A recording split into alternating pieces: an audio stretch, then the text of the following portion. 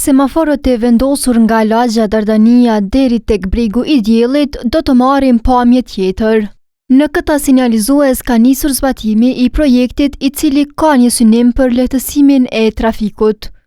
Kësaj kolonën në orët më të mbingarkuara pritet që të mos ketë më krye qyteti pas riprogramimit të semaforëve e të cilët parashohin krijimin e valës së Gjalbërt.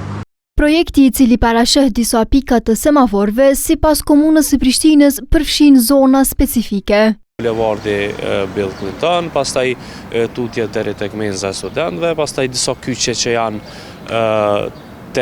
që dërgojnë tek Ministria e Bujqësisë, tek pallati që njihet sikur ish rilindja e kështu me radhë, pas janë disa fyte të ngushta që sekondat ose çështjet teknike kanë qenë pak problematike.